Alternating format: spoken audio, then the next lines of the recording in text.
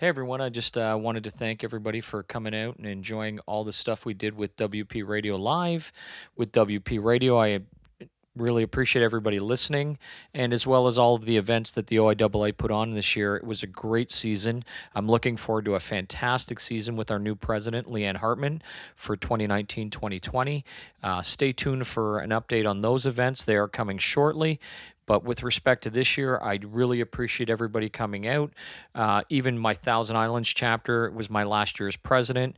Our final event was at the Horseshoes event on June 27th. It was just great. And we had a turnout that was unbelievable. The food was great. It was from Brothers Meats. I just really want to thank everybody. I guess my highlight for this year, I would say, would be the claims conference, the provincial claims conference that we put on in conjunction with the OVAA and the TIA. It was probably the highlight of my season. We put on an amazing event. Our speakers were great. Our guest speakers, as well as all of our panelists. I think we put on just a spectacular event all around. The food was great. The entertainment was great. Big thanks to our entire committee that put that on. And I look forward to, again, another wonderful season with WP Radio. WP Radio Live is going to be amazing this year. If you're looking for a spot to be on it or to sponsor that event, please reach out to me. So have a great summer, and we'll see you again in the fall. Thanks. You're listening to WP Radio. I'm your host, Terry Doherty, and this is an OIAA podcast. On today's episode of WP Radio Live, we have Trevor doing from IRC Group. He's going to be speaking to us about building envelopes and roofing and everything involved around what IRC Group does. Sit back, relax, enjoy it, and again, we'll see you soon.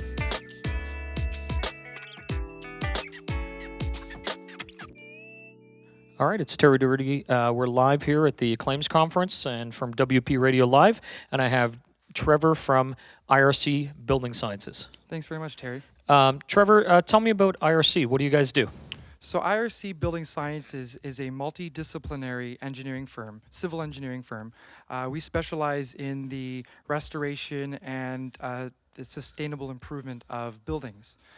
So we do everything from roofing, the building envelope, the exterior walls, fenestration windows, pavement, structural engineering, basically any component of the building that might need to come under review for repair or for remediation.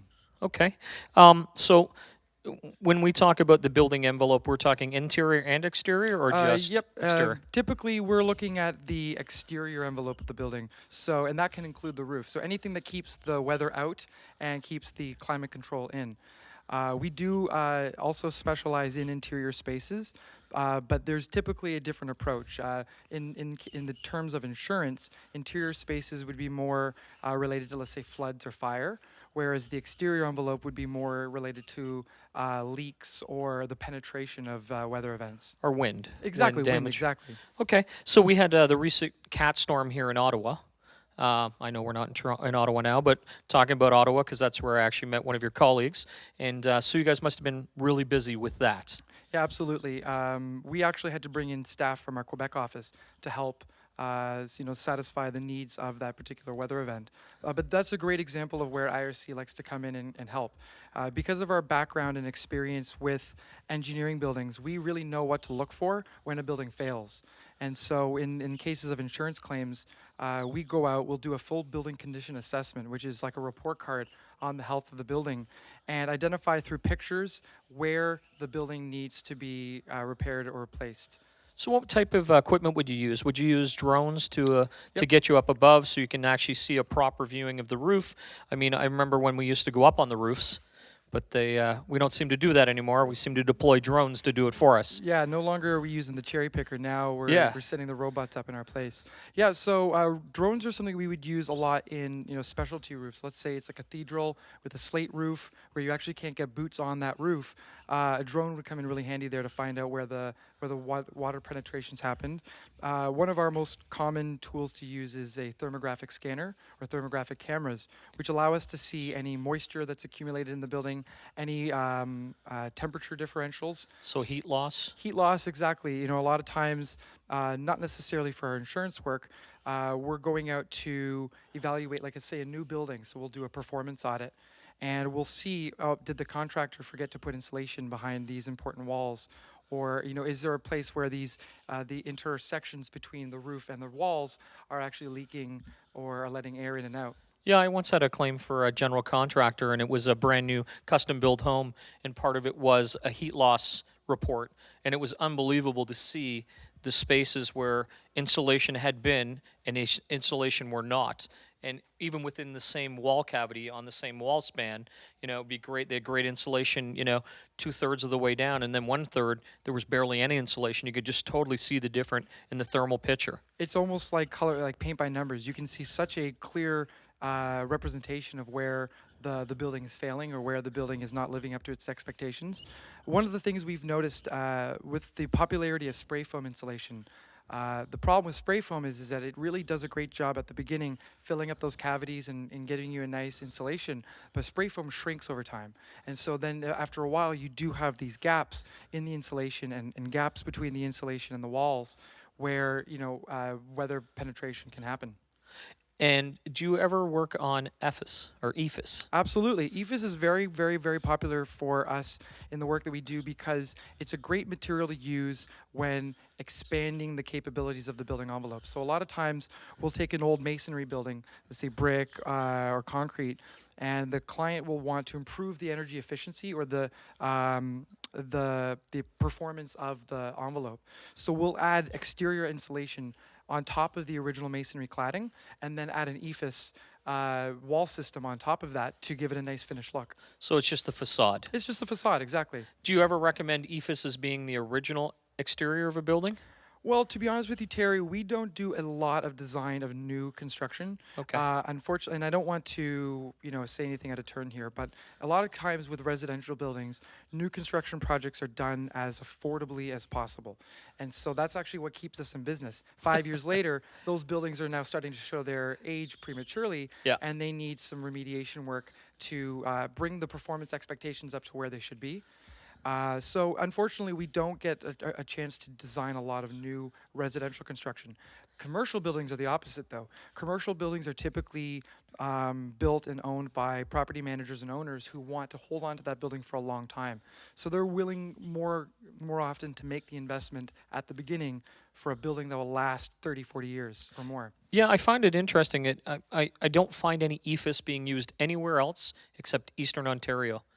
And I thought that was really strange, but there seemed to be an influx of people in the Eastern Ontario contractors that started using EFIS probably about 10 years ago. And then in the last 5 years, we're seeing a lot of failures prematurely, and it just turns out I'm not sure they don't know how to install it, or it's just the environment that we live in isn't really set for it. Like you see it a lot in the U.S., in the southern U.S., because it has 2 seasons, summer and then hotter, right? And then, but up So here, you're not dealing with a lot of freeze-thaw cycles. yeah, so you're not having that expansion contraction. Whereas I find that EFIS doesn't work well with that. Sure. Well, I think that, like I was explaining, where we would use EFIS as more of like just a finishing product, Yeah. more for aesthetics and for completing the facade. I think part of the reason we do that is because perhaps maybe it's not the best product to use from the beginning, whereas it's a bit better as a kind of like as a wrap around the building to hold in the waterproofing and insulation systems As a finishing touch. as a finishing touch. Yeah, okay. So do you work on high-rise residential as well? Absolutely, that's one of our specialties. High-rise residential buildings, multi-residential buildings are really interesting to us. As a company that does a lot of industrial and commercial work, it's nice to work with clients where the end user is a family or is a homeowner or is somebody who actually lives and occupies the unit. So, a drafty window or a leaky wall has a lot more of a consequence than it would in, let's say, a retail space. So do you have a direct-to-public aspect as well as insurance and... Direct to public, I guess you'd say more of a B2B, like a business to business approach. When it comes to residential buildings, we tend to work with the condominium groups or like the boards. We'll work with co-op management teams, usually as representatives of individual owners, instead of working, let's say, on a home.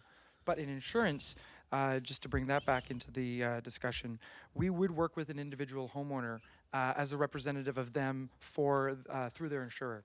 So do you take do you take calls from homeowners that say, I need you to come in and do an assessment for my home as well as from the insurance side? So you get it from both sides? Most of the time, we're getting it from the insurance side, and we prefer it that way. That way, the insurer from the very start is on board with the process of using an engineering firm for that expert evaluation. We have had times though where a homeowner has contacted us, or let's say if it's a commercial building or a building like a church, the owner of the building will contact us, and we will then work with their insurer to make the recommendations that we feel are necessary for repair. And do you do all types of s- roofing? So you steel, flat? Oh yeah, absolutely. Steel and flat are probably the largest majority of the type of work we do. One thing that we do that's really interesting that's kind of a novelty in roofing right now is we actually build what are called or design what are called lightweight concrete roofs. So instead of a built-up roof system that has insulation, the weatherproofing, and then the cap sheet and the all the different elements that keep the water out. What a lightweight concrete roof looks like is an insulation, a tapered insulation that slopes towards the drain. Okay. Then we pour in lightweight concrete on top of it, and so that lightweight concrete acts as the ballast and as the insulation system, and then that system is then capped with the typical cap sheet on top. But what's cool about this is that for a building owner who wants to have a roof system that lasts beyond 50 years, as soon as that roof ever fails, and that could be 30, 40 years later, all that you have to do is replace the cap sheet and reseal the roof system. You don't have to replace the concrete or the insulation afterwards. So you're literally talking about just the rubber membrane on Just the top? membrane on top is Wow. all that has to be replaced. So you don't have the sheathing anymore and Nope. all You're the not wood. having a construction crew that's ripping down to the deck. The great thing about these systems too is that they can handle a lot of egress, a lot of foot traffic, because nothing's going to puncture it. You basically have a concrete, like concrete right below the membrane, and so it's very low likelihood of getting punctures or a lot of the problems that we end up experiencing with insurance claims. So the weather, The you know, weather, like ice ice falling, damming. ice damage is exactly one of the things we don't see as often in these lightweight concrete roofs. So the other name for this is called NVS, a non-vented substrate. So is this new? Is this something that's Uh, kind of new? Like a It's something that's kind of new. Again, going back to the discussion about new construction versus like remediation, a lot of new builders aren't thinking 50 years out when they're building or they're putting on a roof, and we're finding that it's institutions like universities, shopping malls, government buildings where these lightweight concrete roofs are becoming more popular because these are property managers and owners who know that that building is going to be in their inventory, perhaps forever. And so why look at a replacement job 40 years from now when you could have a roof that lasts you several life cycles? So what's the cost difference between an NVS roof and a standard roof? It is more expensive. But is it drastically more expensive? No, not Are we not drastically talking more. 10, 15, 20%, 30%? To be honest with you, that's a bit beyond my area of expertise. Okay. I don't want to misinform anyone. Sure. But it is a premium product, but with the premium you get a guaranteed life span on the roof that outpaces anything else in the industry right So now. we're not looking at 15, 20-year shingles here. We're talking We're talking 50. 40 years minimum, and then, like as I said, with the replacement of the membrane, you're getting another 40 years on top of that. And that's flat roof. That's not sloped. That's flat roof, yeah. But there is a sloping element built into it, but we're talking just towards drainage. not- gentle for drainage. gentle for Okay. drainage, exactly. So we're talking low-rise or high-rise condos with a flat roof, or people that have a walkout over their garage. Those, because I've had exactly. Anything like a flat system like that, a walkout over the garage is great. I mentioned before that it's really good at handling foot traffic.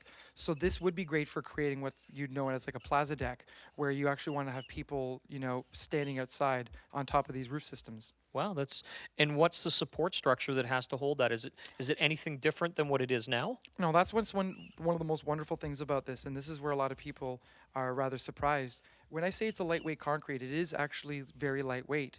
The insulation is a lightweight styrofoam insulation, and the concrete itself is prepared in such a way that it has a lot of like little air pockets inside it. So it does not impose the same amount of heavy weight on the structure that let's say a concrete deck would have. So, is there any change in reinforcement that would have to go from a regular roofing? Nope. And your Flat roof? typical in a wood built, like let's say residential application, there might be considerations that need to take place. But typically, if it's like a university building, like a stone building, or a steel building, let's say like a shopping center, those buildings can handle the weight as built. Sure, because they're putting in I-beams, large Exactly. I-beams and stuff to support the roof structure anyway Exactly. for the span. Okay. Anything else new and interesting? Because that's pretty new and interesting. I've never heard of it, so Yeah, that's and really it's that's something really that interesting. we're very proud to recommend as often as possible. But like I said, it really depends on who the client is and what their life expectancy for the building or their ownership expectancy is for the building. But I just maybe to conclude, I'd like to say that our insurance side of of our business, where we help insurance adjusters do claims assessments for buildings that have been damaged in any way. This is a new service we're rolling out across the country that started in our Quebec offices, and it's something that we'd really like to see grow in the Ottawa region, here in the GTA, and then ultimately across the country. So, how many offices does IRC have, So IRC currently has 12 offices. and We're- where are you placed? We're placed in every province across the country, so we're happy to have coast to coast coverage. Wow, With boots okay. on the ground in all regions. And is there a number, like a central number, where you can reach IRC? Absolutely, and thank you for asking. So our 1-800 numbers, well, it's actually 1-888-607-5245. And how would they contact you via the internet if they needed to get you? Well, we have a nice, simple email address set up for anyone who's interested in our evaluation services, and that's evaluation@ircgroup.com. But you can also just visit us on the web at ircgroup.com and find out a bit more about the services we offer. Okay. Well, thank you very much for coming in today, and I appreciate your time here at WP Radio, and I hope you enjoy the rest of the conference. Thank you very much, Terry. It's been a pleasure. Thank you. Thanks again, guys, for a great season. If you want to check out all of our video recaps from the past season, please go to our YouTube channel and check them out. Great year in review video. We're going to have a lot more videos coming up this year, and just a whole new group of stuff coming out. So stay tuned and be safe and enjoy the summer.